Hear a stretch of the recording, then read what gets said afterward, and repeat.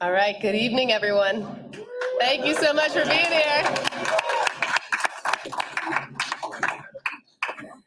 Good evening, welcome. Really appreciate everyone being here. There's still a few seats in the front row if you'd like to take a seat. We're super excited to have everyone here. Thank you.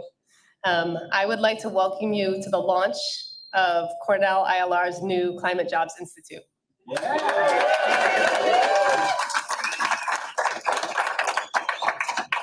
My name is Lara Skinner. I'm the Executive Director of the Cornell Climate Jobs Institute, and I would like to introduce you to the leader of our school, our first speaker tonight, the person who none of this could happen without his leadership and support.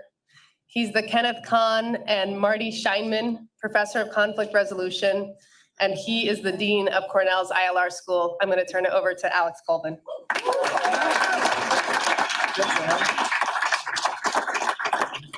Thank you very much, Lara. It's a real pleasure to see everybody here tonight. It's an absolute pleasure to welcome you to this historic event as we celebrate the launch of the Climate Jobs Institute.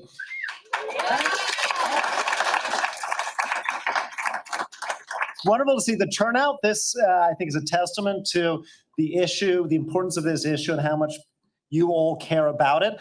And I think this is a real tribute to the work that's put into this effort. I do want to acknowledge a number of special guests we have here tonight. That's a real thrill to have joining us. We've got a number of leaders of state and city government here that I'm pleased to welcome. We have New York State Commissioner of Labor, Roberta Reardon. We have NYSERDA President, Doreen Harris. We'll hear a little from both of them in a moment. We have from the Senate, Jessica Ramos, the chair of the Labor Committee, and her counterpart, Assemblymember LaToya Joyner from the Assembly Labor Committee. Also from the Assembly, an ILR alum, Alex Boris, whose district we are in. This is his district we're in today, so clearly a pleasure to have him. From the New York State Department of Labor, we have Associate Commissioner Dana Politis here. Welcome. From New York City, we have Comptroller Brad Lander and Chief Strategy Officer Alison Hirsch. We have Marvin Holland from New York State Senator James Sanders' office. Welcome. And former New York City Councilor Constantidis. Apologies for my bad pronunciation. I also want to give a shout out to some of our Cornell University colleagues who are here. We have our Vice President of University Relations, Joel Molina, and members of his team are here today, so welcome to them. Mike Moyers, our Associate Vice President of University Gifts and members of the team with him. And also Ben Furness, Executive Director of Cornell's 2030 Project, a key initiative pushing sustainability out of our Atkinson Center on Sustainability. So welcome to all of that. So many of you may know that the ILR School is New York State's labor school. We were founded to focus on the world of work, labor, and employment. Established in 1945 by the New York State Legislature, right after the National Labor Relations Act was passed, with a mission to help promote good labor relations and a strong, fair economy in New York State. Our school was founded with a public service mission and a commitment to social justice. And for the past 9 decades, our school's been providing research, training, and education programs for unions, for employers, and for the state of New York. It's a unique school in some ways because we're not just a traditional academic institution, but we also have an extension or outreach division that extends the mission of our university beyond students out to the workers and the communities of this state. And we want to make sure our research is connected to what's happening on the ground and in the workplaces through top-notch educational programs that help improve workers' lives, strengthens the state's labor movement, and builds a fairer, more inclusive economy. Tonight's launch of the Climate Jobs Institute is especially exciting for me because Before I became dean of the ILR school back in 2012, I was part of a group of us who launched the Worker Institute at the ILR school. Give a shout out to some of those people who were part of that effort. Lara was part of it with me, but also Risa Lieberwitz, Jeff Grabelski, also many others who came together to make sure the school was fulfilling that part of our mission to help workers of the state and ensure that fair economy that is part of our mission. Now, in 2012, we established the Labor Leading on Climate initiative with the goal of helping the labor movement and policymakers better understand and navigate the necessary transition to a clean energy economy. Soon after that, Lara, who was really the driving force behind this initiative, recruited me to help work on a project with her, funded by Cornell's Atkinson Center for Sustainable Future, a big thank you to them for that, to map the creation of climate jobs in New York State.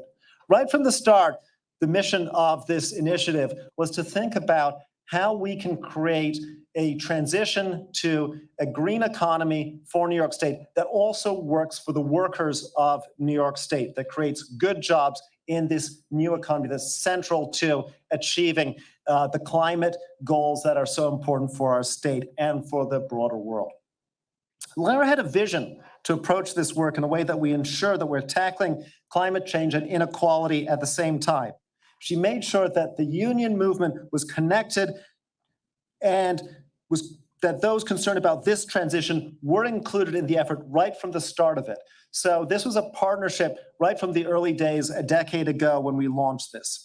She got specific about how jobs and unions will be impacted by the transition, and she led research and educational processes that help build strong, trusting relationships with unions and also with environmental organizations, legislatures, and others interested in these issues.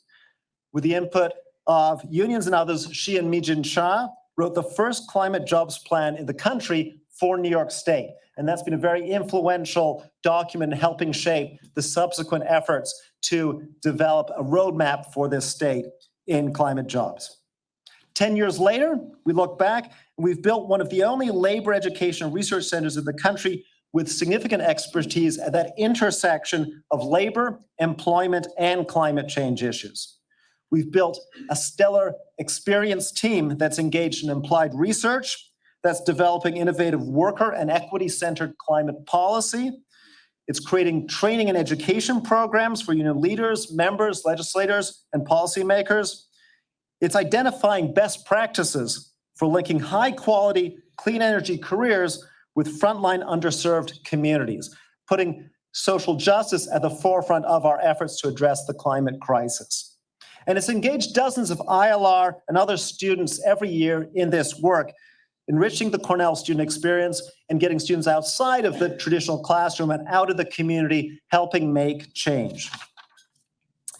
For too long, public debates around climate change were defined as jobs versus the environment. The idea that you could either have good jobs or a healthy environment, but you couldn't have both. What we've realized over time and shown is that this is a false dichotomy, and it's disempowering to unions and to workers in this country. Today, because of the work of the Labor Leading on Climate program, now becoming the Climate Jobs Institute, I believe that we've helped with the effort to break labor free of the corner that it was being pushed into. Unions in New York and other states around the country are now engaged in the work to help address climate change while protecting and growing union jobs and building a diverse and inclusive clean energy workforce. Climate activists are now concerned about the quality of the new clean energy jobs as well. So this has become a true partnership. I think something that 10 years ago, when we started this work, was really in question. And I think we're starting to see that progress in a real sense.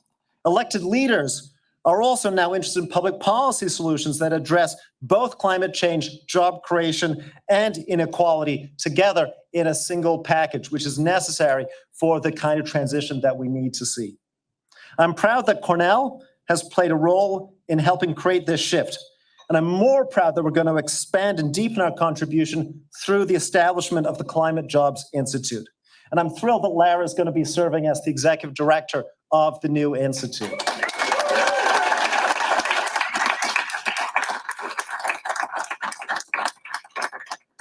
Universities have a responsibility to help make our society fairer, more democratic, and environmentally sustainable. And the ILR School, as the state's labor school, has a special role to play in helping New York State become a national leader in tackling climate change while creating good union jobs, a strong, thriving economy, and a diverse, inclusive, clean energy workforce that helps reverse historical wrongs. And we're committed to this work. And in doing that, we want to thank our key partners in this process, including the many people in this room who I've mentioned, Commissioner Reardon, NYSERDA President Harris, Cinda Ramos, Assemblymember Joyner. I also want to shout out to Gary LaBarbera and Vinny Alvarez and Mike Fishman, who put enormous efforts behind this work. I'll thank again the Work Institute for all their work in incubating this important area of work. And lastly, I really want to thank the Climate Jobs Institute team, the team of people working with Lara who made this event possible, really most importantly, are doing the key work driving the efforts of the Institute forward. So a big shout out to all the team members. And now it's my pleasure to introduce our next speaker, New York State Commissioner of Labor, Roberta Reardon. Roberta was appointed as Commissioner of Labor in 2015. Previously, she'd served as president of the American Federation of Television and Radio Artists, AFTRA, from 2007 to 2012. She's also a graduate, and we're very proud to say this, of ILR's Union Leadership Institute, and has served as a fellow of our Worker Institute. It's my pleasure to introduce Commissioner Reardon. Oh my gosh. Good evening, everybody. What a wonderful room. I'll give you your water back. Thank you for that lovely introduction. And thank you for your continued work leading the ILR. You're doing fabulous work. I also have to give a special thanks to Lara Skinner, who has been so deeply involved in this work, as you just heard. You know, before I became commissioner 10 years ago, Lara reached out to me and we started working on this initiative. And at the time, I remember thinking, oh my God, this is one of those impossible things to do. 10 years later, look where we are. I mean, it is truly amazing. Lara introduced me to these concepts, and her insight and knowledge have been so instructive to me in learning about this area and being able to help lead it. Thank you. Thank you also to Governor Kathy Hochul. She announced a series of bold initiatives in her recent State of the State address that will support New York's ambitious green agenda. I also have to give the governor props for appointing our friend Mario Cilento, president of the New York State Fed, as a Climate Action Council member. He hit the ground running. He was an amazing addition to the council. He only joined last May. He read, the 600,000 pages of notes from 3 years and jumped right in. His leadership and expertise were really critical in making sure that labor's role in addressing climate change was clear and concise and in the front of our thinking. And finally, I'd just like to acknowledge everybody here in this room. You have made today possible. This is, there are a lot of people who talk about climate. This room is a diverse group of change makers who are guiding the nation's transition to a clean energy economy. So you don't talk the talk, you're walking the walk and showing other people how to do it. And I thank you for all the efforts that you're doing. Every perspective is represented here. It takes a village to make this transition happen, and the village is right here in this room tonight. I am so happy to be able to collectively celebrate this milestone with all of you. As the dean said, I am indeed a graduate of the ULI. You changed my life. It always gets me. And, I have such a special relationship with the ILR. This is truly like coming home. You've changed many lives of many people, and I'm just one of them. So thank you. And I know that this initiative will continue to do that. I have to say this occasion is also of particular significance to me. I was a member of the state's Climate Action Council, and I know that this institute will serve as a critical partner in New York's nation-leading effort to address climate change. The Climate Action Council recently reached a significant milestone. We approved and released our scoping plan, which was a great accomplishment. It will serve as a framework for achieving the state's very aggressive climate agenda. And I say that approvingly, not with any kind of denigration. We traveled statewide and we went to lots of different communities. We went to great lengths to understand the concerns of all the different communities and stakeholders on this issue, and they are wide and diverse. It was a thorough, transparent process, and I am confident the plan will help us achieve the goals in a way that protects and supports working people, strengthens the labor movement, and builds a more equitable economy. One thing we learned is the importance of clear communication about these efforts. Conversations around the green transition can be so technical, but people want to know in the simplest way how it will affect them, how it will affect their families, how it will affect their communities. And that's on all of us to do that clearly and easily understood. We also have a responsibility to combat growing misinformation about how green initiatives will impact our lives and our future. One of the best ways to combat it is through our actions. So I was very proud to serve as co-chair of the Just Transition Working Group, which developed the blueprint, our guiding principles for creating a truly just transition in which disadvantaged communities will reap the benefits of the new green economy. And I will tell you, as it takes shape, the Department of Labor is committed to supporting these communities, the green workforce of the future, and the business community at large. This work is just getting started, and we so desperately need this academic institution that has such a strong, trusting relationship with unions and other organizations on the ground. After all, we know that union labor will be at the very heart of building this out. And as this continues to take shape, the Climate Jobs Institute is really going to give us such incredible information about labor and employment information and implications. We will all benefit from this. It's critically important work. The stakes could not be higher. The green transition is just as revolutionary as when electricity was first introduced, and it will completely change our lives. It won't be instant, but it will be permanent. That's why we need partners like Cornell. Congratulations again. I look forward to working with you in this continued partnership, and I'm really looking forward to working with you, Laura.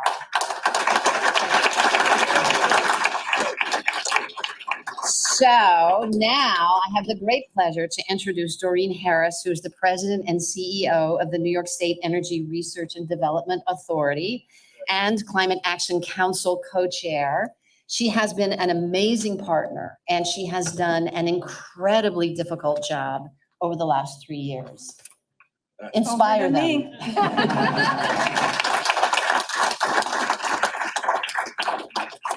She's a tough act to follow. Thank you, Commissioner, and thank you for your leadership and partnership on behalf of our nation-leading climate goals and particularly your critical contributions to the Climate Action Council and the Just Transition Working Group, as she described. It's wonderful to be here with so many people who care so deeply about these issues, ultimately creating this livable, sustainable future that we know we can realize together. We are actively engaged in the very hard work of developing solutions to the challenges that we face. We're in implementation mode, folks, and this is where the rubber meets the road, so to speak. So to Dean Colvin and Dr. Skinner, can I call you doctor? Lara, and all your colleagues at the ILR, thank you for bringing us together to celebrate this significant milestone. As we fight climate change, a key priority is ensuring this just and equitable transition on behalf of all parties. And the Climate Jobs Institute is going to be a very important new partner in that collective undertaking that we have now underway. I know ILR is driven by a commitment to address the gaps in opportunities and the disproportionate burdens that working people and underserved communities have led and have had to carry far too long is a critical part of that mission. So just putting the words together, climate and jobs, that's really what it's all about when we think about the volumes of what we must do here in New York and beyond. It's a powerful statement that links the needs of our workforce and our economy and our clean energy future. So they are all inextricably linked as I think about it. So it's been the honor of a lifetime to lead the state's Clean Energy Agency on behalf of Governor Hochul. And when we think about this transition, it comes with this incredibly strong commitment to getting it right. And that's what I'm here to do. I'm not just here to build clean energy. I'm here to get it right in all ways, and bringing this climate agenda to fruition. So, as the commissioner just mentioned, the Climate Action Council, we just produced the scoping plan. It's only 400 pages, so you can all read it at your leisure, but what an extraordinary accomplishment over a series of years. And I really want to lay out the fundamental principles within that Climate Action Council plan. First, climate action, understanding the urgency to take action now and serve as a model for the rest of the country. Next, climate justice, ensuring that equity and justice are at the center of all that we do. And finally, climate economy, a recognition that decarbonizing our economy is not only essential to realizing the fight that we have against the worst impacts of climate change, it will also create unprecedented economic opportunities for our workforce, our communities, and our state. So in her State of the State address in January, on the 10th, Governor Hochul laid out a bold set of initiatives that build on these commitments and allow us to really realize this future together. And the well-being of our workforce and our communities is at the top of that list. And that is why, as the commissioner said, labor had a strong presence, not only on the Climate Action Council with Mario Salento, but in our Just Transition work, in which Lara and partners like Gary LaBarbera played a very active role. And at the foundation, a just transition means to me, it's a commitment to a fair and equitable transition away from fossil fuels and toward a carbon neutral future. It envisions a system where we build connections and where we work together to realize this future, to create a good quality of life for all New Yorkers. And when we think about opportunities, let's put 200,000 plus new jobs on that list. That's what we're looking at in the decades to come. And I'm pleased to report we already have 165,000 strong, and that will only be growing over time. So all this to say, given our initiatives, our plan, the federal funding that we'll be leveraging to date, there has never been a better time to really act. And that's why I'm proud to be leading the way here in New York State. So it's fortuitous that the Climate Jobs Institute will be here to help us navigate this transition together. So congratulations to ILR on launching this critical new activity. I could not be more enthusiastic about joining forces with all of you as we continue down this challenging yet exciting road together. So thank you all very much.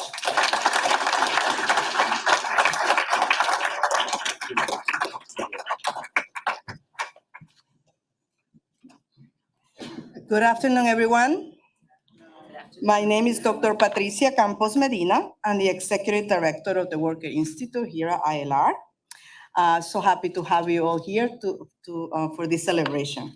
Before I get started, I want to acknowledge my academic partner, the Academic Director of the Worker Institute, Professor Risa Leibowitz, Professor of Labor and Employment Law.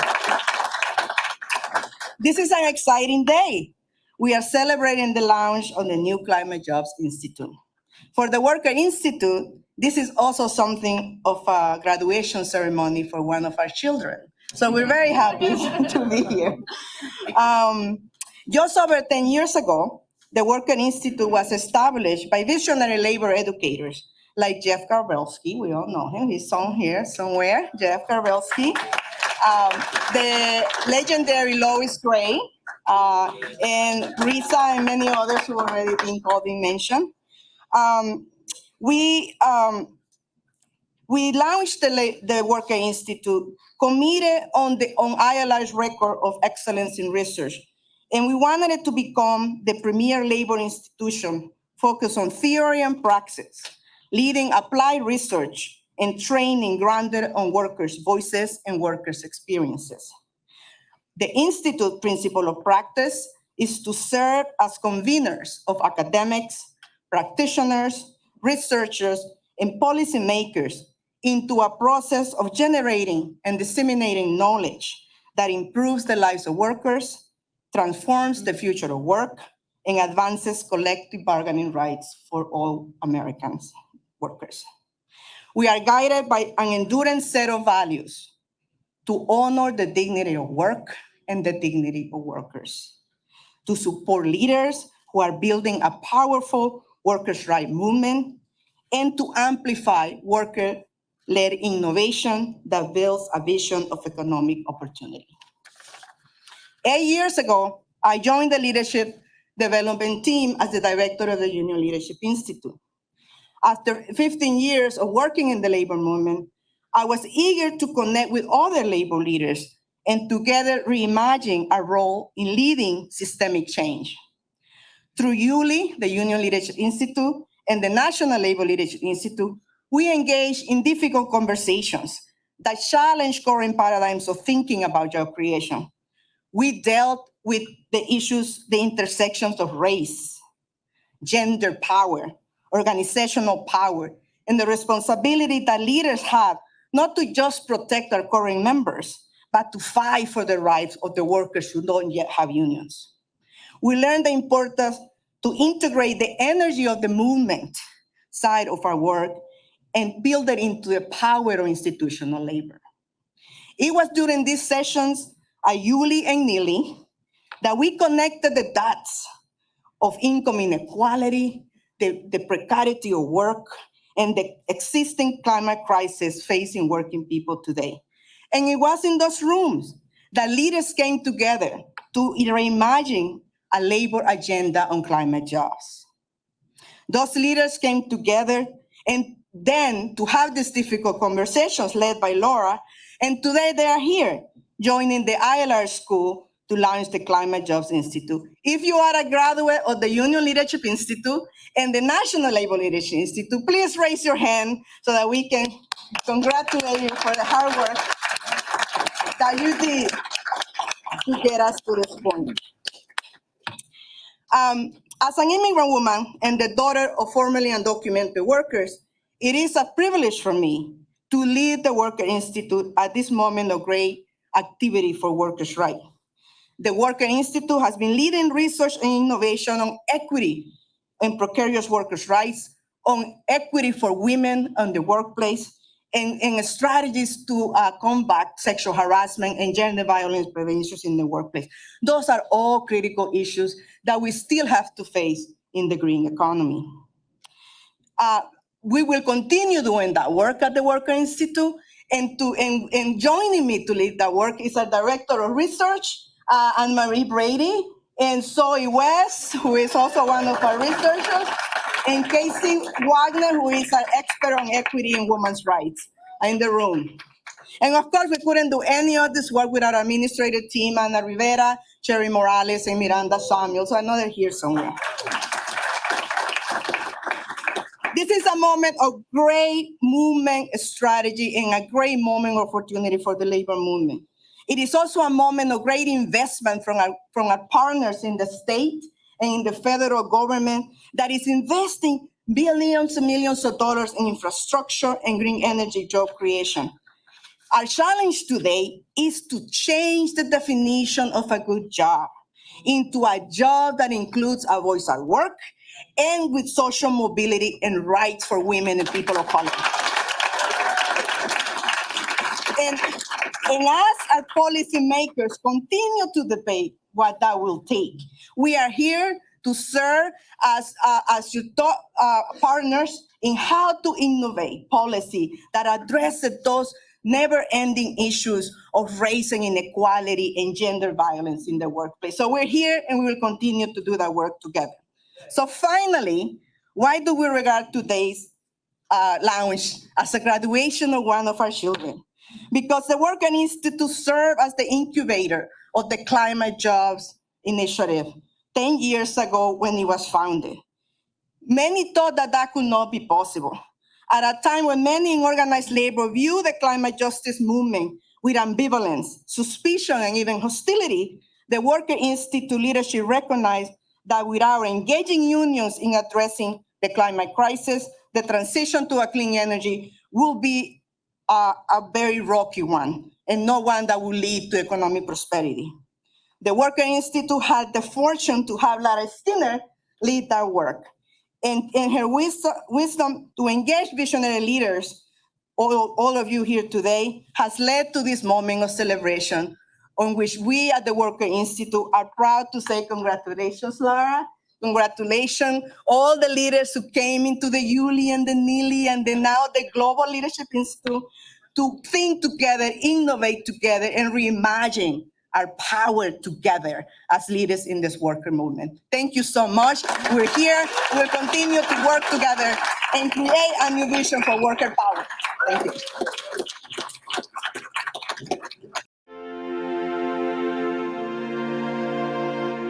Founded in 1945 by the New York State Legislature, Cornell University's Industrial Labor Relations School has been studying and serving the needs and interests of working people for 9 decades. Following Superstorm Sandy in 2012, Cornell launched the Labor Leading on Climate initiative and convened New York labor leaders to develop labor's vision for tackling climate change, creating good jobs, and addressing historic inequities. Cornell led an intensive research, policy, and educational process with union partners that sparked the formation of the first climate jobs organization in the country, Climate Jobs New York. Following a recommendation in Cornell's groundbreaking report, Climate Jobs New York secured a commitment from New York State to build enough offshore wind energy to supply almost half of New York's power, with a project labor agreement requirement ensuring new jobs in the wind industry are good jobs. This was the first agreement of its kind in the nation. As the academic partner to the Climate Jobs National Resource Center, Cornell has helped unions in numerous states develop their own climate jobs plans and win victories to address climate change, support union jobs, and establish pathways for frontline communities to access high-quality careers in the clean energy economy. On January 25, 2023, Cornell's ILR school will establish a new Climate Jobs Institute. The Institute provides the information that policymakers, the labor and environmental movements, industry leaders, and others need to navigate this historic transition to a zero-carbon economy. As climate change worsens and inequality grows, the Climate Jobs Institute is committed to tackling climate change at the pace and scale that science demands, and using the transition to a clean energy economy to build the fair, inclusive economy we need.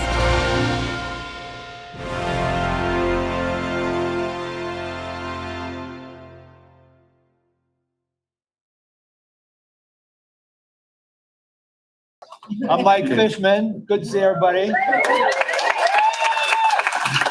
President of the Climate Jobs National Resource Center, but also New Yorkers know me as the past president of 32BJ.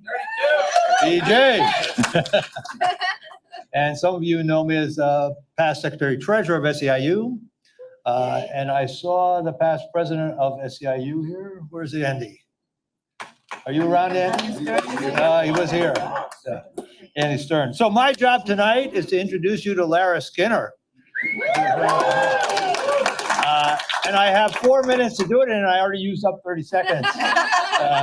So a couple of facts. So I'm going to start with just key facts about Lara. And I always had to remind myself to call her Lara, not Lara. So Lara like Sarah. You guys all remember that. She grew up in upstate New York. These are the facts that I got from your bio. But I also know from her in upstate New York that was hard hit by the change in the economy and change in climate change. Because of that, she went to school, went out to Oregon, got her PhD out there. So as you said earlier, she's Dr. Skinner. And in Massachusetts, I see the folks from Massachusetts here, they always call her Dr. Skinner. So I have to get used to that. And then came back here to the Workers Institute in 2010, as you've heard. And then in 2012, started Labor Leading on Climate. And what happened right after you came back? Hurricane Sandy, which changed everything here in New York. You know, all of you on the East Coast know what happened, but in New York, it was horrible. Flooding all over, buildings shut down. My old members who were living on the Far Rockaways, buildings shut down, no home, having to stay in the buildings 24 hours a day. It was clear to all of us there was a climate crisis. And at that moment, Lara, who was starting this Labor Leading on Climate program, got together with Gary LaBarbera and Vinny Alvarez and said, we need to help pull together labor because labor needs to be in this discussion about climate change. And I see a lot of the leaders in the room who are in those early discussions. And they started a kind of roundtable discussion that took 3 years at the time. And a really tough discussion, because think back to 2012 and 13, labor was not saying, what should we do about climate change? Labor was saying, stop doing what you're doing, and stop shutting down all these plants and not creating new jobs. And they had a really tough discussion, and my local was involved. I was no longer here in the city, but they came up with that report at the end that you've all now seen around the room, a climate jobs report for New York.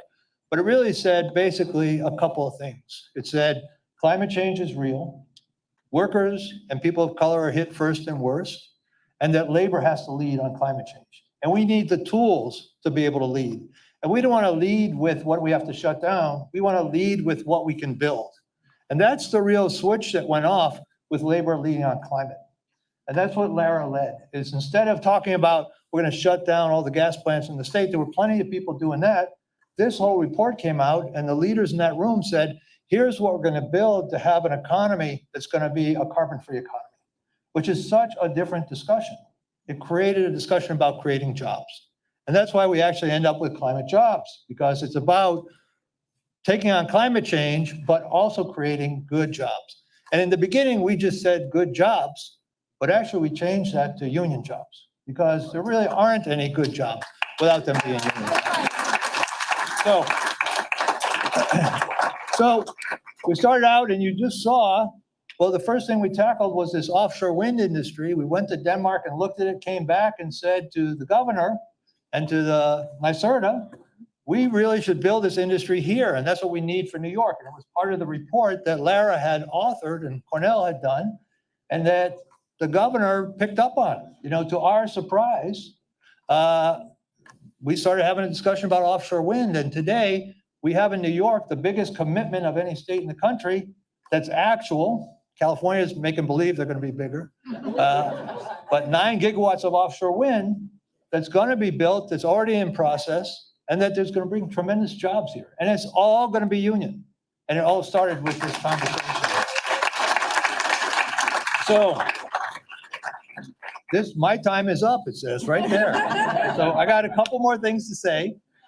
So after that success, we realized this would be something that every state could use. Labor movement in every state needed that conversation. And so we had a conversation about it. Lara, Vinny, and I started a conversation about building this Climate Jobs National Resource Center. And we started raising money from foundations to help build these organizations in other states. And within a short period of time, because my time is up, in a short period of time, we had 5 states that were going. And we had Illinois, Maine, Connecticut, and Texas. And some of those folks are here today. And even in Texas, and Rick Levy is here from Texas, way in the back of the room, we were able, Rick, shout out. We were able to have a real conversation with fossil fuel workers about the changing economy in Texas. And if you can imagine, in Texas, they have 15,000 onshore wind towers that were all built non-union, 53 gigawatts of electricity, and are all maintained non-union. That's not building a just transition. And so we learned through this whole process that we can make a difference. And that was part of Lara's work. So how do Lara and I work together? And I know I'm out of time, but this is how we work together. We go into a state, and Lara and I do one-on-one interviews with every labor leader in the state, and with the leadership of the state guiding, as they did here, Gary and Vinny, we form these climate jobs organizations and help them to build not just a report, which Lara leads that whole discussion and all that work, but then to build a campaign to win the jobs of the future. And that's what we're doing. I mean, it's just an incredible process. So what have I learned about Lara? I'll just tell you a few things, but that's what I'm supposed to do. So in all those discussions, Lara is incredibly, and I've had like 500 discussions with people. Lara is on the Zoom call, thoughtful, always thinking about what can we do to build going forward, respectful, and by that I mean always willing to listen to a point of view. And we have talked to a lot of people who say we can't get rid of gas and we shouldn't be doing this, and climate change is not going to be that bad. We always respect that, and Lara leads that discussion. She's an incredibly respectful and honest person with people. Insightful, always hears what people are saying, not what she wants them to say, focused, and she's actually a lot of fun. I mean, I don't know if you guys know that, you know? She and her husband make apple cider, hard apple cider, you know? I grow apples and I'm gonna be making brandy, so we're gonna be working together. But the one thing I'd say, which I've said to her, is she has an unerring sense of how to guide the process of learning that will lead to action. And that's really we've been talking about what the academic side of this is, but really the action side is what has to be done. And she helps guide this whole process to a report, but not just to a report, but then to say, and now we have to make it happen. And that's an incredible gift. So now I'm getting to the end. She's inspiring and critical to creating this new economy at this time. The Climate Jobs Institute is critical to creating this new economy. And she's going to be the one who's directing it. We could not have anybody better doing that, and we couldn't have this institute without her. So it's my honor. Maybe you want to stand up and give her a hand to introduce Lara Skinner.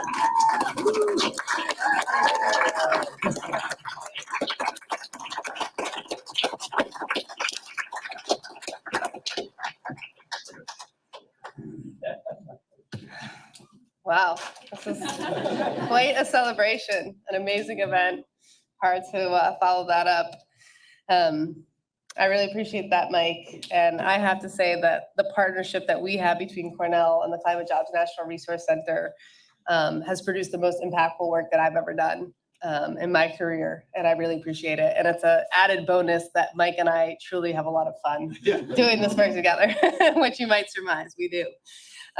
So thank you all. Thank you all for being here. And it's just amazing to look around the room. There's hardly one person in this room who hasn't been a part of building this work and building this Climate Jobs Institute. So we did this together. This is the celebration of the work that we have taken on for the last 10 years to get to today and the significant shifts that we've seen in this space. So thank you all for being here. This is a wonderful celebration.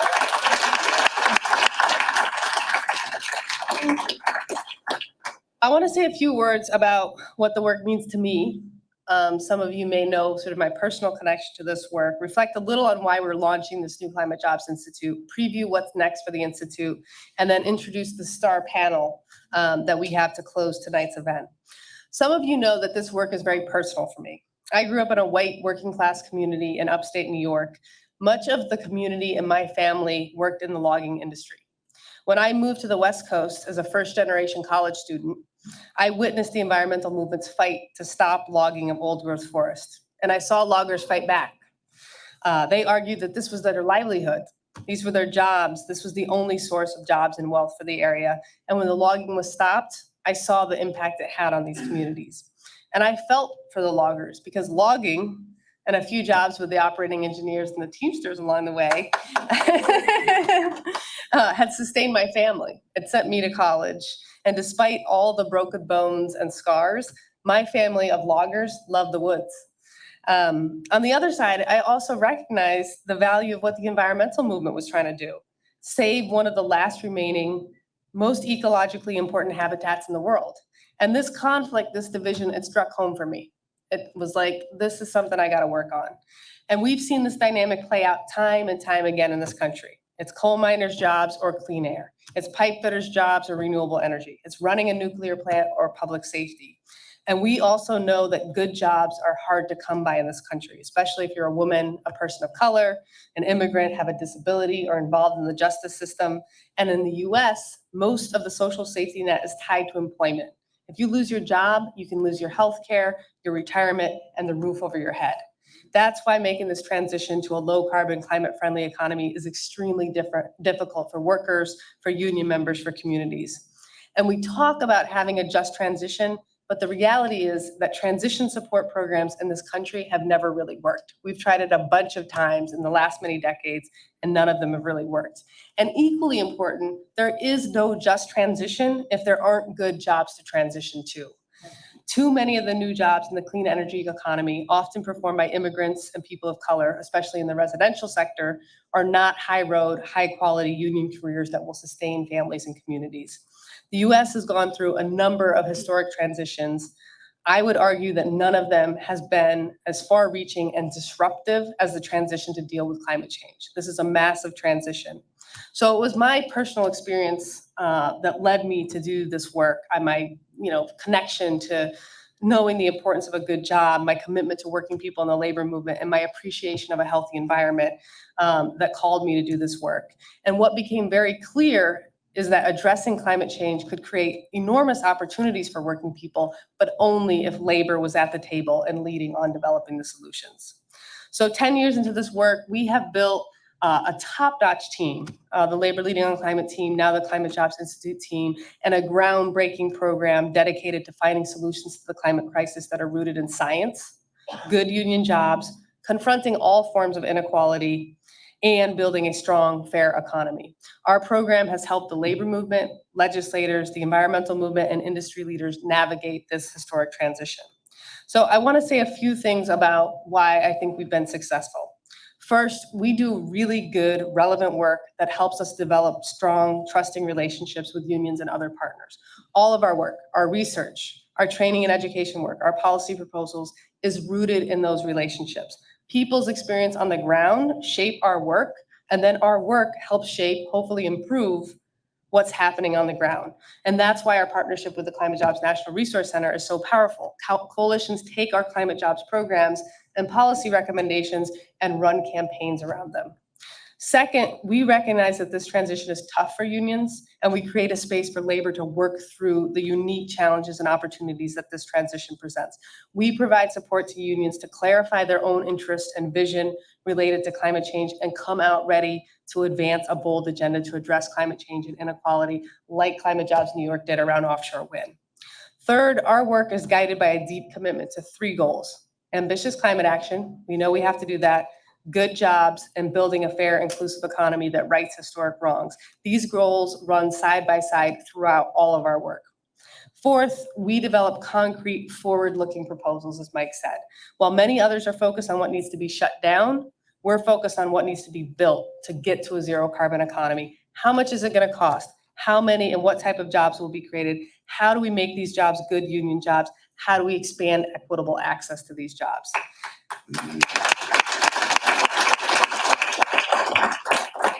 And fifth, we know that scale and speed are key. Currently, we are not building the clean energy economy fast enough. Less than 12% of power in the US is produced from renewables. Only 2% of cars are electric. Less than 1% of buildings in the US are net zero. We need to produce 2 to 3 times as much electricity as we currently are, and our grid needs to be 3 to 5 times bigger. So having a vision and strategy to go big on climate change allows us to scale up and bundle the work, which creates more opportunities to include labor and equity standards on projects. It can also open up opportunities for this work to be done in the communities that need it most. Many aspects of climate work, think about retrofitting your home, adding renewable power, owning an electric vehicle. These can lower costs for families. These can improve families' quality of life. Unfortunately, because of the cost, many of these activities are limited to wealthier families. That has to change. If we're going to address climate change, if we're going to create millions of good jobs and truly reverse inequality, that has to change. This work has to be available to all.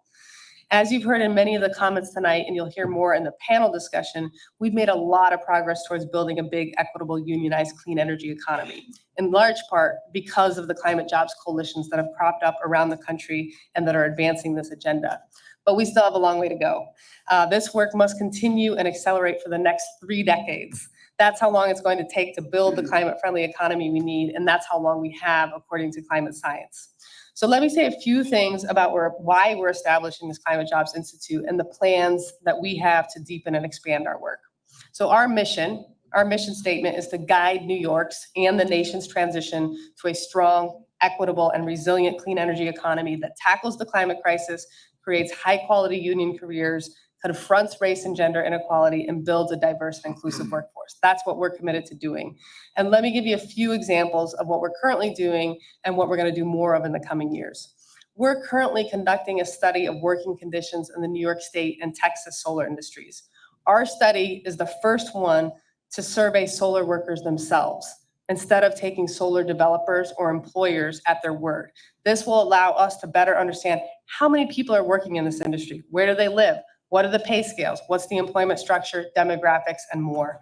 So we plan to expand this initial solar study to an annual study of New York State's clean energy workforce, looking at all parts of the clean energy economy, and then conducting similar studies in other states and at the national level.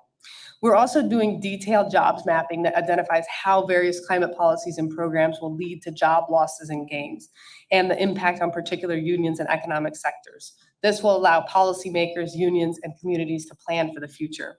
We're developing a new area of work focused on clean energy, workforce development, and equity. Our expertise in jobs mapping and our relationships with union and other partners allow us to be a hub for identifying the best practices for workforce development.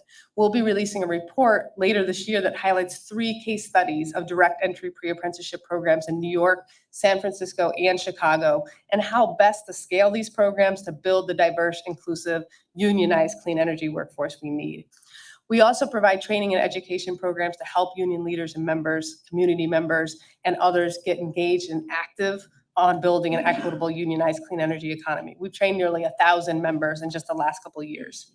Over the next year, with our partner Cornell, we're going to unveil a new online certificate for unions, policymakers, industry, and environmental leaders on building a robust, equitable, and inclusive clean energy economy.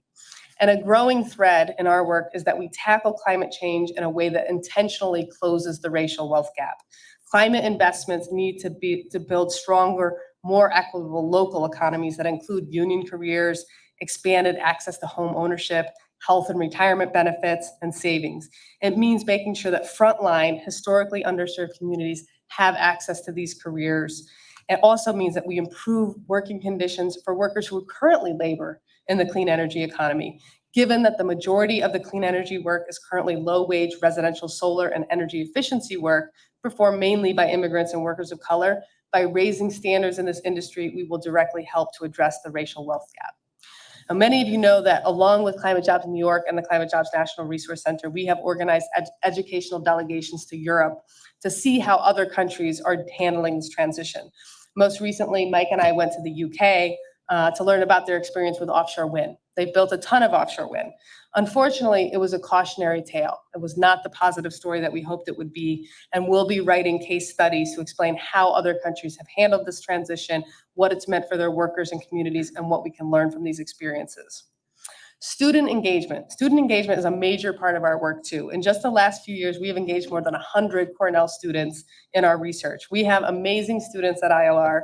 Some of them are here tonight, and we couldn't do the work that we do without their support. Working with us, yeah.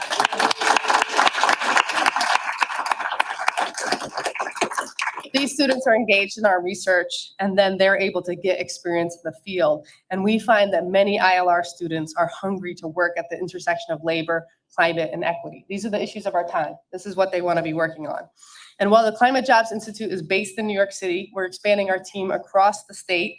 We're growing our faculty and staff presence in Albany and Ithaca, and we hope to expand to Western New York as well.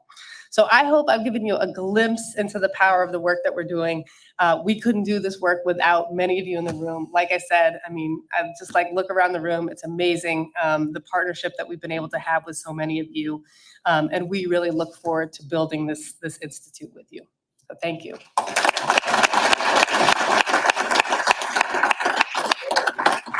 The last thing I want to say before we move over to our panel is, to the end of how important our partners are, we have built a very high-powered Climate Jobs Institute advisory board.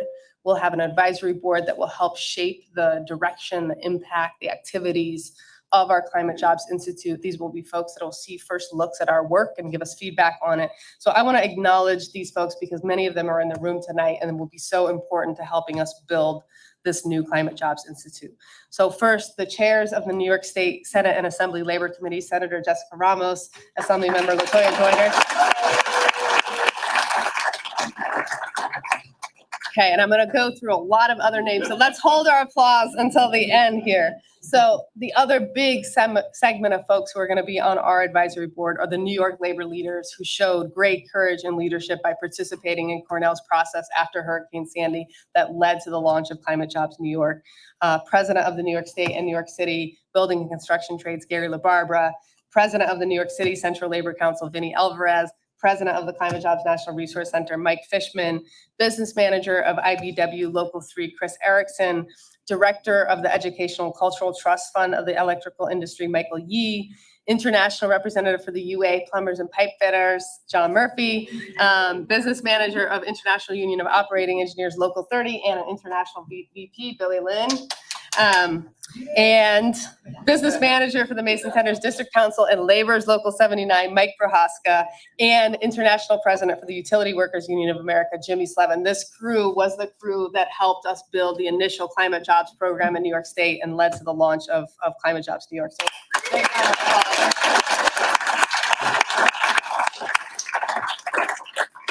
in the last few years, in our partnership with the Climate Jobs National Resource Center, we have also had the privilege of working with incredible leaders from other U.S. states. A number of these folks will be serving on our board too. A number of them are here tonight. I want to name off those folks, and please raise your hand, stand up so folks can see you. Again, hold your applause to the end though, please.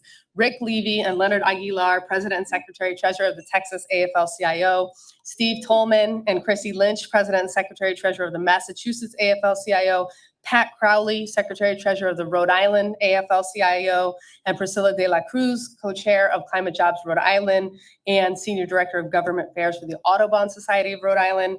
April Sims and Sharika Carter, President and Secretary Treasurer of the Washington State Labor Council, and Mark Riker, President of the Washington State Building Trades. Cynthia Finney and Matt Schlobaum, President and Executive Director of the Maine AFL, and Pat Devaney, Secretary Treasurer of the Illinois AFL, and China Hampton, Equity Director for Climate Jobs Illinois. Let's give a big round of applause.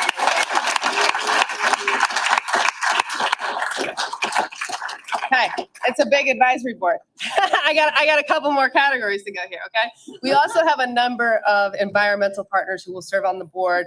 These are individuals and organizations who have shown great commitment to working with the labor movement and building a pro-worker, pro-union climate jobs agenda. I want to recognize Lisa Dix, New York Director of the Building Decarbonization Coalition, Julie Tai, President of, make sure you raise your hand up, Julie Tai, President of the New York League of Conservation Voters, Jessica Azule, Executive Director of the Alliance for a Green Economy, Allison Considine, Senior Campaign Rep for the Sierra Club, and a Cornell ILR alum, Rich Schrader, Government Relations of National Resources Defense Council, and Mijen Shah, Assistant Professor of Environmental Justice, and my longtime thought partner on this work at the University of California. So thank you to all of the environmental folks. And then on the national level, we have a wonderful philanthropic and movement leader with a keen sense of what it takes to build the big, equitable, clean energy economy we need. Plus, she's a Cornell graduate and she's a big supporter of the climate jobs movement. Aaliyah Hawk, Vice President of the U.S. Policy and Advocacy. She's Vice President for U.S. Policy and Advocacy at Breakthrough Energy, and honored to have Aaliyah serving on our board as well. And then finally, at our home base in Cornell, Ben Furness, who was acknowledged earlier, is the Executive Director of Cornell's new 2030 project. He'll serve on our board, as well as our terrific leaders at the ILR School, Dean Alex Colvin and Associate Dean Ariel Avgar, who unfortunately couldn't be here tonight, but both of them will be serving on the board as well. So thank you. Thank you all for agreeing to serve on our board and for your continued support. I speak on behalf of my whole team when we say that we are just thrilled to be launching this new institute. We have a deep understanding of labor, climate equity issues. We are committed to using our work to improve working conditions, as well as build a more just and fair economy and society. And we really enjoy doing this work with all of you. So I want to thank all my colleagues at the Worker Institute, and a number of them were named off earlier, for helping to incubate the Labor Leading on Climate Initiative, Risa and Patricia and Jeff and Casey and so many other folks at the Worker Institute who supported this work from the beginning. Our two institutes are going to have a robust partnership moving forward that will grow the success and positive impact of both institutes. And last but not least, I want to make sure that you all know the full fabulous team behind the Climate Jobs Institute. So I hope all of the members of the Climate Jobs Institute will stand up or raise your hand when I call your name. Again, hold your applause to the end. But we have Daniel Castro, Zach Cunningham, Ben Harper, Avalon Hoke-Spence, Jeff Grabowski, Nate Lamb, Iris Packman, Anita Rahman, Melissa Shetler, and Catherine Solis-Bonte.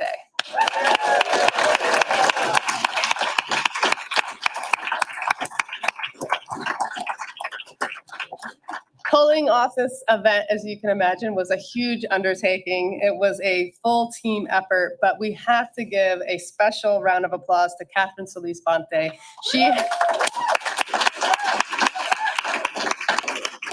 She is our administrative manager, and she worked doggedly for months to make sure that this was a wonderful celebration of our work. So thank you, Catherine, for everything that you put into this. All right, and with that, I'd like to introduce the panel for the last segment of tonight's event. Please come to the stage as I call your name. And again, let's hold the applause until we get everyone up. The speaker's gonna come up the stairs right here, come through the center part here. I don't want anyone to fall off the stage on the way up. So first, I'm gonna bring up Gary LaBarbera, president of the New York City and New York State Building and Construction Trades Council, and a director of Climate Jobs New York. New York State Senator Jessica Ramos, and the chair of the Senate Labor Committee. Okay, we gotta clap, Vinny Alvarez, president of the New York City Central Labor Council, and also a director of Climate Jobs New York. New York State Assembly member Latoya Joyner, and chair of the Assembly Labor Committee.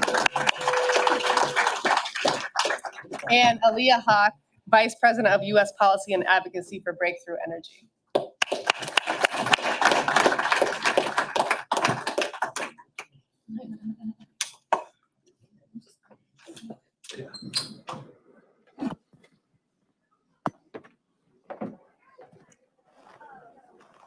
On you, Lara. I know this has been a long program. I know a lot of people have been standing for a long time and want to get back to the cocktail reception, but we have got a star lineup of speakers, and we're really excited for this panel. This is going to be kind of a look back on what we've accomplished in the climate jobs movement since we first started this work after Hurricane Sandy. But also now we've got this, fabulous, powerful Climate Jobs New York coalition that has a powerful vision for how to move forward and has clear priorities for this coming legislative session and the future. And so we really want to look back at what we've accomplished and talk about where we're going. And then we have Aaliyah on the panel too, who really sees this stuff from a national perspective, right? And we've had so much progress at the national level: the Inflation Reduction Act, the Infrastructure Investment and Jobs Act, the American Rescue Plan, right? All of these things that can help accelerate climate and jobs action at the local and state level. So we're excited to hear from Aaliyah too about what this means for states and cities and how we can move the sort of climate jobs agenda at that level. So I'm going to dig right into it. I'm going to start with Gary. And Gary, so my question for you is, unions' engagement in climate and energy issues has changed significantly since we first started this work after Hurricane Sandy around 2012. Tell us how New York State became a national leader in advancing a strong climate and jobs and equity agenda, and what role Climate Jobs New York has played in this work. Thanks, Lara. First of all, I want to congratulate you and Cornell on the new institute, the Climate Jobs Institute. It's a great accomplishment. I just want to start by saying, we did start, and I'm going to just go a little bit backwards in time. This really started, the conversation began after Superstorm Sandy. The formal coalition of Climate Jobs New York was in 2017, and it really did start with Lara. There was this document, this paper that was produced by Cornell, and I know when she came to see me, we sat down, and she had sent it to me, and she sent it to Vinny and Mike, and it was a fabulous piece of work, extremely insightful. And my thought was, and Vinny's thought and Mike was, we can't just let this document, all this good work, this work product, sit on a table or a shelf. We need to do something. So we really did begin, as simple as this sounds. We began with myself, Lara, Vinny, and Mike Fishman sitting at the boardroom table at the building trades office on 23rd Street at the time, a week after week, trying to formulate an idea or a plan on how we could build a coalition of unions, not just building trade unions, but all unions, because we saw that this impacted all different scopes of work and all different types of people. And we felt it was important that labor really led the discussion and led on climate. And we had this document that points it out. Now, let me say that, when Mike Fishman saw me tonight, he looked at me and he said, it's really something 5 years later, what you, Vinny, Lara, and I started in your office. And it is really a testament to everyone in this room for embracing the concepts and really the hard issues, I think is the right way to say it. And there are a lot of hard issues. But what we were able to do, and what part of the reason is we had very good partners in government,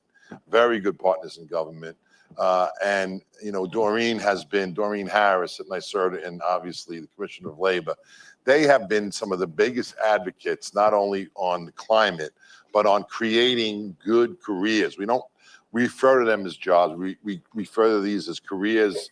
And the only way you can find a career in this industry is clearly through a union job. We all know that. So how do we create, those are facts, right? Right. So how do we create the pathways to the unionization of all this work? And so I'm going to try to be as quickly as I can because I know we're running late. But, when the first solicitations went out, and, Doreen, through her leadership, and I think really her deep belief in equity and inclusion, these solicitations required, by policy of NYSERDA, project labor agreements and prevailing wages. And this is where it started. But we looked at that and we thought about it and said, well, you know what? As you know, it's great. It's policy is great, but when leaders change, policies change.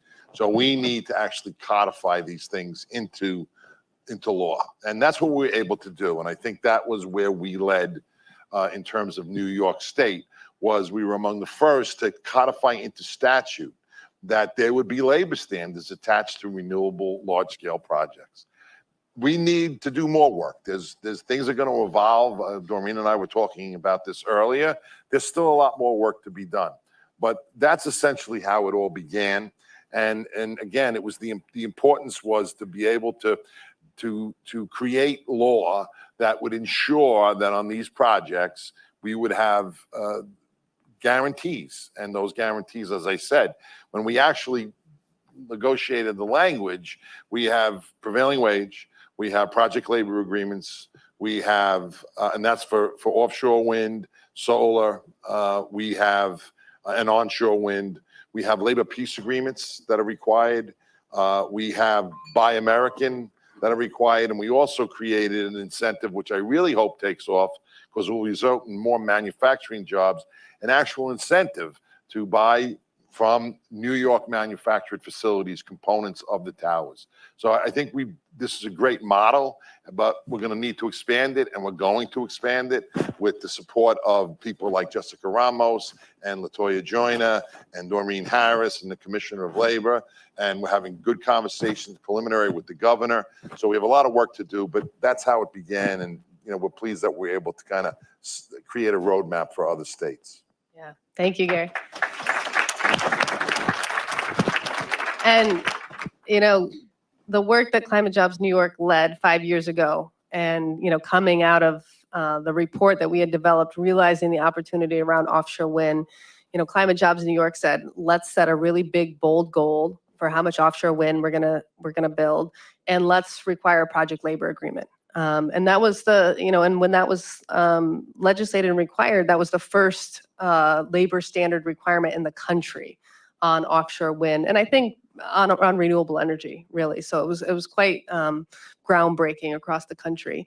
And Vinny, I want you to talk a little bit. Climate Jobs New York has really shifted from thinking about the PLA requirements that are needed on the work to make sure that the work is done well by, highly skilled, trained workers, that we're building a diverse and equitable workforce, to, thinking beyond just construction, the long-term operations and maintenance work, the manufacturing work, the supply chain, and the opportunities around that. Can you talk a little bit about why that's so important to you and Climate Jobs New York? Well, sure. Let me just start by saying, the work that we're doing at Climate Jobs New York, whether it be here, and I know some of my other colleagues from throughout the country here as well. It's only going to be beneficial what we see happening here with Climate Jobs Institute, to be able to support the work that we're doing, to have the research, to have the policy, to have the support that's needed so that we can, effectively manage through this transition to a clean energy economy. So congratulations to you all. And we really look forward to just getting to work and doing this. So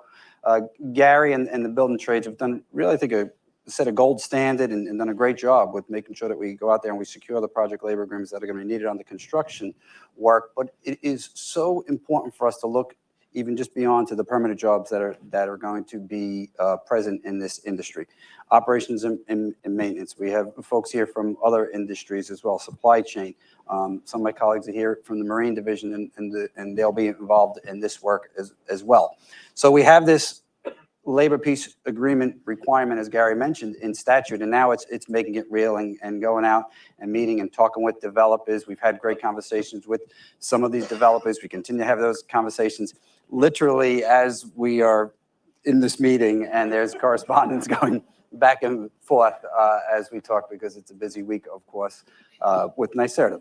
And so there's a ton of work that needs to go in. We need to make sure that we get those jobs right, and I think that the more work that we do with support from our elected officials, with support from the National Resource Center and all of our different organizations throughout the country, we could really set a model and a template that we could look at, and we could say, not only is it good for the workers that are going to be working in these various industries and in the different areas within the renewable energy sector, because as Gary mentioned, it's not just offshore wind too, but then also go out, work with our partners in government, work with developers to expand the footprint throughout New York, and make sure that there is a broad-based economic benefit that's going to come from the transition to clean energy economy. And if we do that and we look back, as I said to folks years ago, we're going to look back and say that we either built this economy out right, or we didn't get it right. And all the work that everybody is doing in government, from Cornell and from our partners, are going to add to, I think, making sure that we get it right, not just in some of the construction jobs as we talked about earlier, but also in the permanent jobs and the build out of the industry here. And Vinny was part of the trip that we did to Denmark in 2019 to learn about the offshore wind industry. And that's an example of a country that had a shipbuilding industry. They had tens of thousands of people employed building ships. And that industry went away, and they said, what are we going to do now? They said, we're going to become the world's leader in offshore wind. And, now have a workforce of tens of thousands, building towers and turbines and nacelles for the offshore wind industry. So, that's really what got us excited. Like, this is about constructing these things, but this is also about all of the parts of work that's going to happen in the manufacturing supply chain and operations and maintenance. So thanks, Vinny. Senator Ramos, I want to go to you next. Dinner? Yeah, it'll get turned on. Yeah, so you have been an amazing champion for, advancing climate action in the state, but connected to making sure that we're creating high quality union jobs and addressing equity. You've been at the center of passing legislation around job standards for renewable energy the last couple of sessions. I'd love for you to talk a little bit about that, what was accomplished and why it's important to you in your district. Well, congratulations, Dr. Skinner. To me, it's really incredible to be here with all of you. Well over a decade ago, Mike Fishman hired me to work at 32BJ. A few years later, Gary LaBarbera hired me to work at Build Up NYC. A few years later, I'd go on to work at New York City Hall with Ben Furness. Vinny hasn't hired me directly yet, but there's still time. I'm still young. But I also come from a community that is on the front lines of climate justice. And Hurricane Ida particularly really did us in. My neighbors in East Elmhurst got so flooded that even President Biden came to visit, because the flooding was 8-9 feet. And even in other parts of Queens, we lost some of our neighbors. So it is important, it is urgent. My neighbors certainly understand that it's urgent that we solve this crisis, but it's also about putting our neighbors to work and making sure that they can dream and achieve buying a house, providing for their families, that American dream that seems so distant for so many now, especially for folks who look like me, for indigenous communities, for immigrants, for undocumented people. And so making sure that prevailing wage was attached to renewable projects, making sure that even though we had 5 megawatts as the floor for these projects, it was important that we got it down to 2 to make sure that we opened up even more union jobs to people. Of course, this work has been slow a little bit, right? I mean, not only because of the urgency, but because I want to see the pipe fitters at work. I want to make sure that the operating engineers, the laborers, and everybody else who's here, is hiring and is functioning and is really ensuring that the homes of the future also answer to this crisis. So I'm very lucky to count on Assemblywoman Joyner as my counterpart, thinking through our legislation. And really, we are just getting started. We have a lot more work to do to legislate these jobs, to make sure that there are real labor standards attached and that our communities are the ones being hired for those jobs. Yeah. Thank you, Senator Ramos. Yeah, we have to get on electric vehicles and green hydrogen and batteries. I also helped allocate money for electric buses, actually, in the last budget, because those transitions are so important. Exactly. Well, Assemblymember Joyner, you were a part of passing the Utility Thermal Energy Network and Jobs Act last session. Woohoo! And if you don't know what a thermal utility is, then you need to talk to John Murphy back there in the back, and then go home and watch some videos. It's very cool. This was the first legislation in the country that was passed around thermal utilities. Tell us about how this bill got done, why this is important to you, why you think this represents the type of clean energy legislation that New York State should be leading on. Sure. Thank you, Laura. I also want to congratulate you. I know that this is a fruit of labor, right? And when I get a call from Gary and Vinny themselves personally, like, hey, we need to make sure there's money for this institute, I know that I have to take it very important. I have to take it very serious. But yes. Oh, you can't hear me. Okay. Yes, so this bill was one of my favorite bills of this past legislative session. We had a couple of days left within session, and this bill came before me, and I, like you said, had to figure out what is geothermal energy.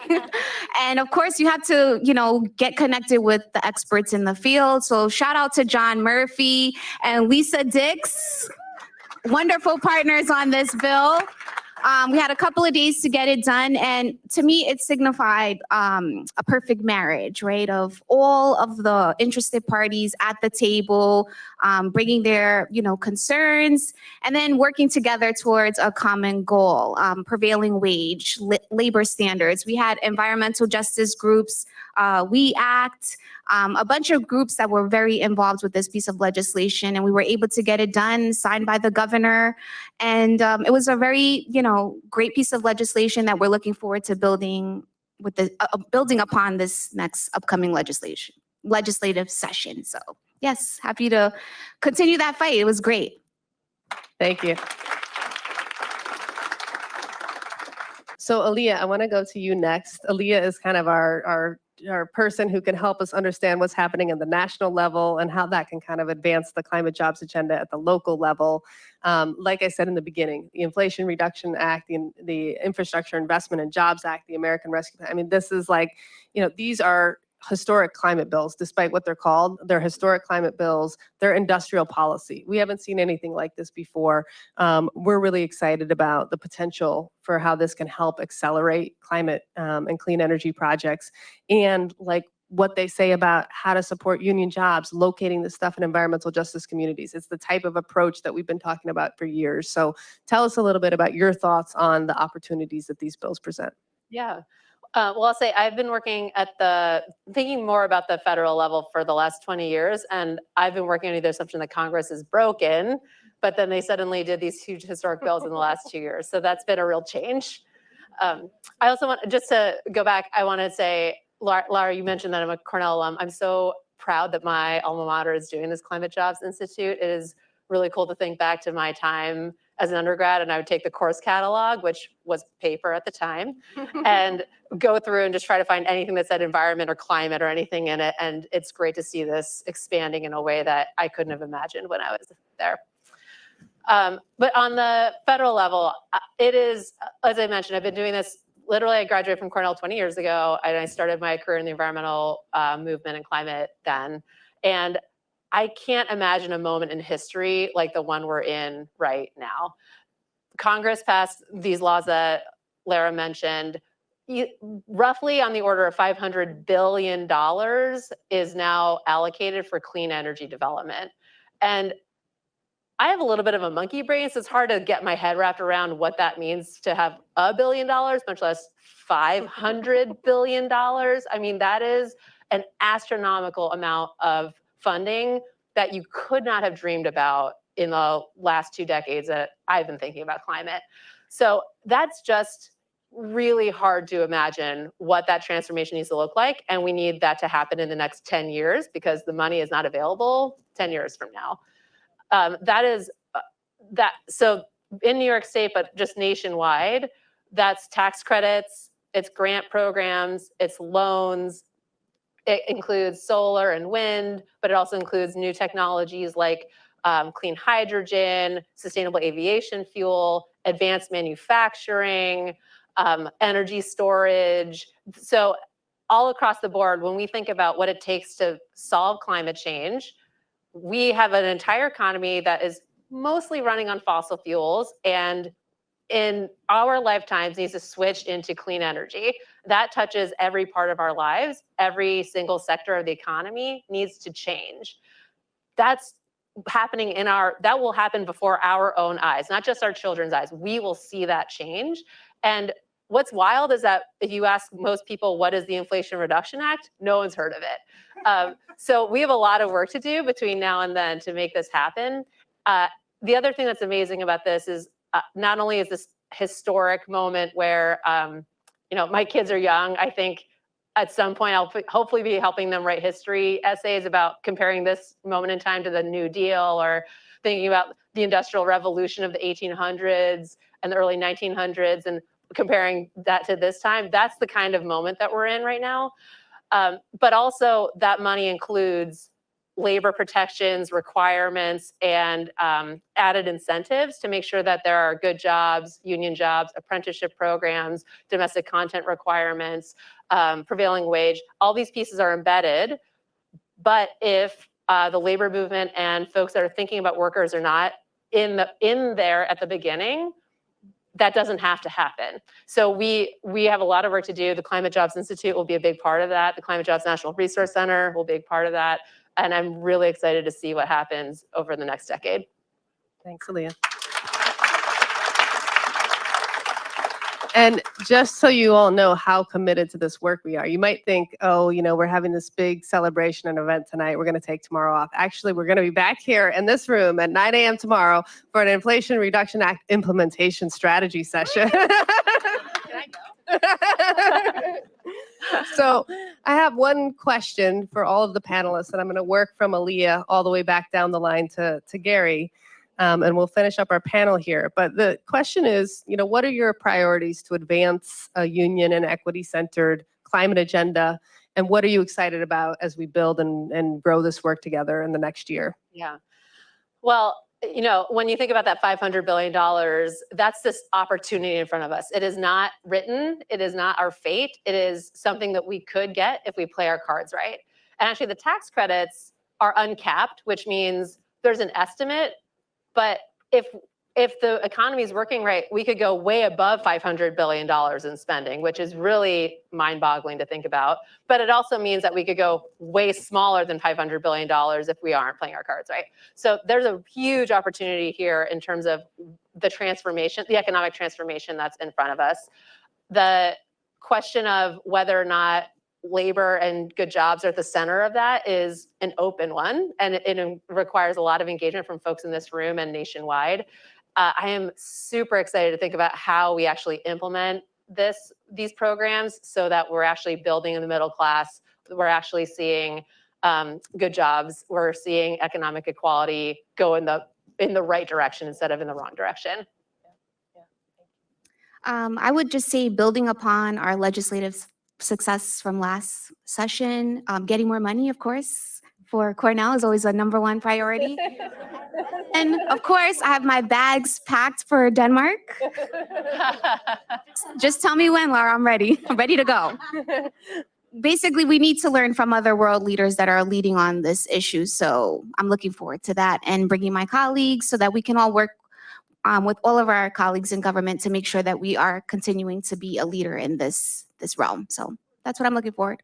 Thank you. Yeah, we have done educational delegations for labor leaders to Europe. We have not done one for New York State legislators, so we're very excited to do that this coming spring.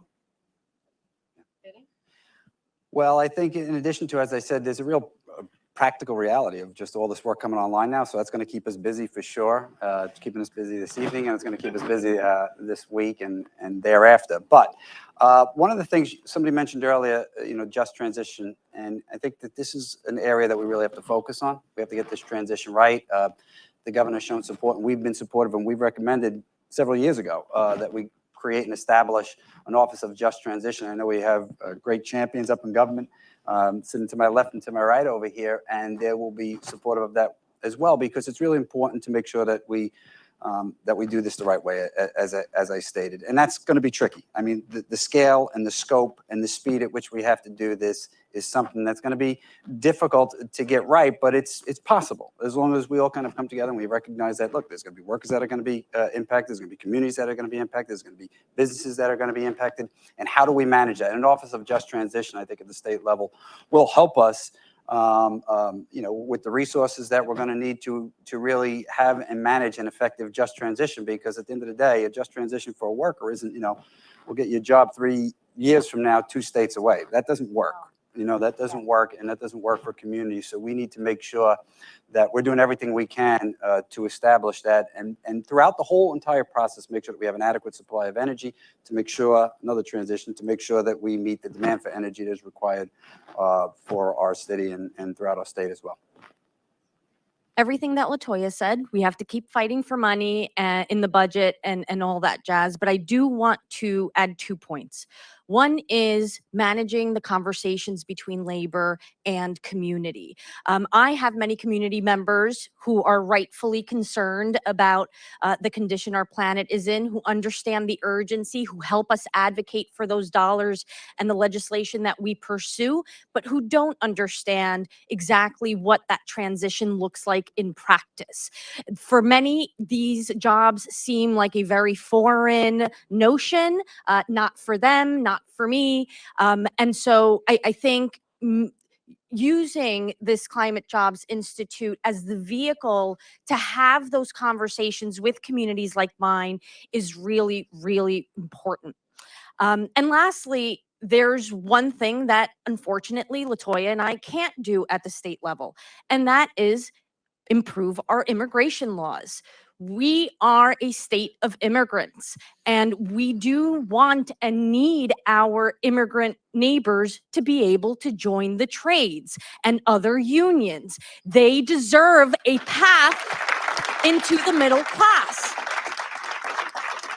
And so, we need our congressional delegation and the dysfunction in Washington to really understand that our transition cannot happen just with those of us who are in this room, but we actually do need neighbors in Jackson Heights, in the Bronx, and in every corner of this state to have that opportunity to learn how to do these jobs, and so that unapologetically we can swell the ranks of our unions and fix our economy in that way. Good.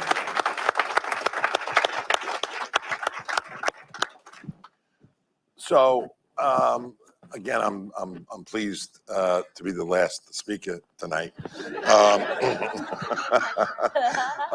it good. I'm going to make it good, but let me. I say that for a reason. So tonight is a night of celebration, as it should be, but I think that a good way to end the evening is to really kind of bring things back to reality. I mean, we're celebrating tonight. Larry, as you know, there's a lot of complexities that we're going to face, a lot. And I could stay up here for the next 20 minutes discussing those, and obviously I'm not going to. But there are significant complexities about the actual implementation of this work and how do we really create those career paths. There are complexities that we're going to face with all reality about, are we going to be able to meet the climate goals set forth given where we are today? And there's real questions about that. And if we can't, what alternative measures do we have to deal with in the interim? And what kind of programs and jobs will be created of that? There's a lot that's going to happen. There's a lot of this, as Doreen knows, and Jessica and LaToya know, and the commissioner, there are going to be a lot of issues in the budget over these very points, right? And there's a lot of talk out there about, the government's cap and invest, and there's going to be, these are complicated issues, right? But at the same time, this is an opportunity to literally create every year a $2 to $3 billion bond fund of its own. But what is our first priority when we talk about supporting that? We have to make sure the same labor standards are attached. So I would say what I see as the future is we've begun, along with all of our brothers and sisters and colleagues from other states, very good and important work. But I would say this, there's still a lot of work to be done. And that's the way I'm looking at the future. There's going to be complex issues. We have to stay in front of those issues. And we're going to need strong partners, in our legislatures like we have here, our leaders like Doreen Harris and Commissioner Reardon. And, there's going to be very complicated issues that we're going to have to deal with. It's going to be a lot of hard work because I would end by this. We can't take anything for granted. And I think that's the importance. And so to totally wrap it up, I think now more than ever, the Climate Institute at Cornell is going to be critically important to give us that knowledge and that thought process so that we can educate others as well. So that's what I see. Thank you, Gary.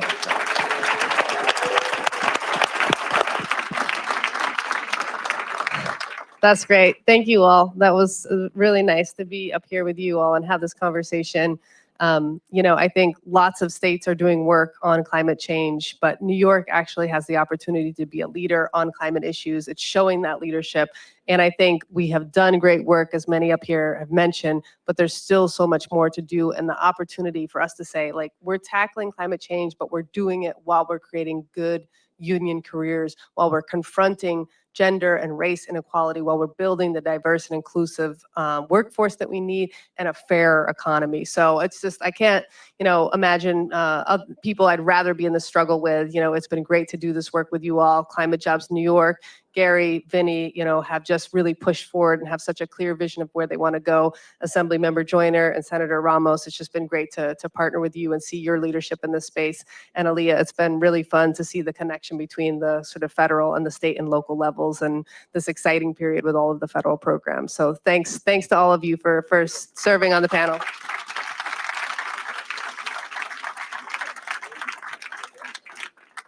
And we have one more speaker. Well, I'm just going to make a couple remarks in closing. I want to thank our panel for their very informative and amazing remarks.